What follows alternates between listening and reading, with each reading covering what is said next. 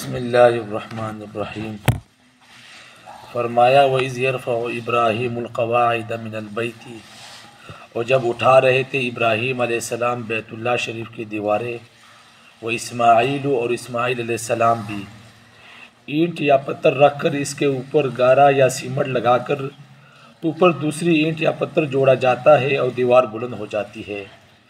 تو اس کو قاعدہ کہتے ہیں۔ گارا یا سیمنٹ وغیرہ جو بھی لگانا ہو، مٹی وغیرہ،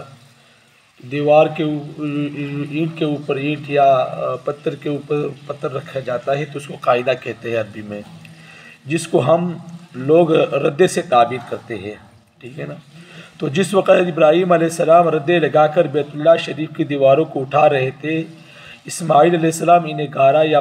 پتھر دے رہے تھے، تو اس وقت دونوں نے دعا کی، ربنا تقبل منا، اے ہمارے پروردگار قبول فرما ہمارے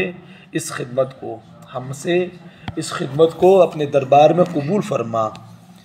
کعبہ کا معنی ہے کہ المکان المرتفع المربع، کہ چار کونے والی اونچی جگہ۔ کیوں کہ نوح علیہ السلام کے طوفان کے بعد اس کا نشان بالکل ختم ہو چکا تھا۔ کچھ تو نوح علیہ السلام کا طوفان اور پھر اس کے بعد مکہ شریف میں بارشیں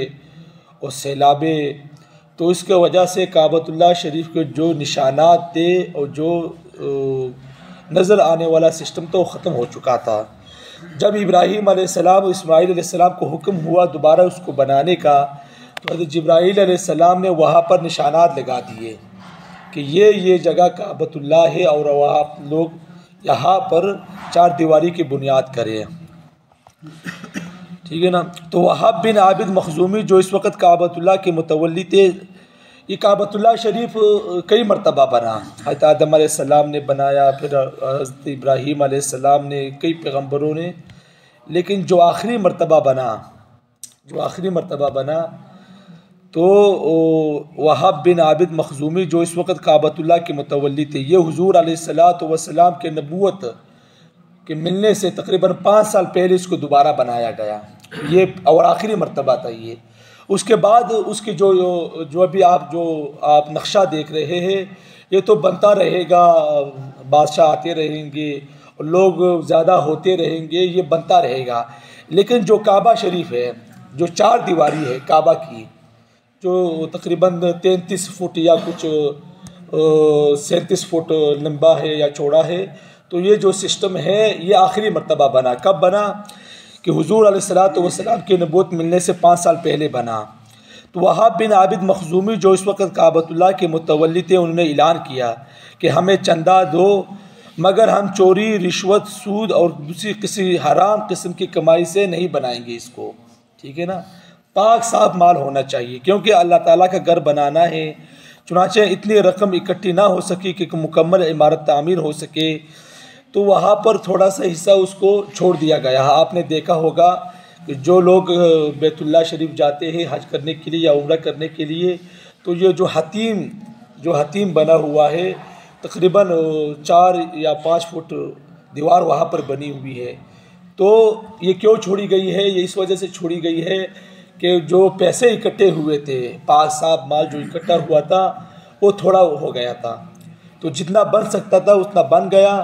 تو باقی کو چھوڑ دیا گیا ہے۔ بظاہر یہ حکمت معلوم ہوتی کہ ہر آدمی کا جی چاہتا ہے کہ میں کعبۃ اللہ کے اندر داخل ہوں،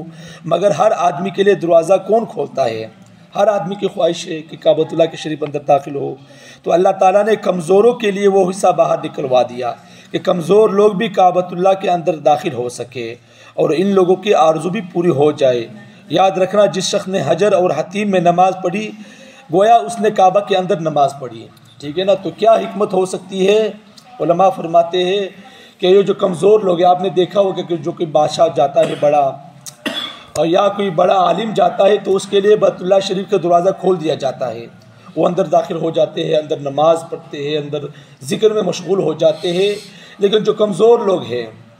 وہ اندر داخل نہیں ہو سکتی ہے، نہ ان کے لیے دروازہ کھولا جاتا ہے۔ تو جو حتیم کی جگہ ہے، فرمایا یہ حکمت اس لیے ہو سکتی ہے کہ کمزور لوگ یہاں پر نماز پڑھیں گے، گویا ایسا ہے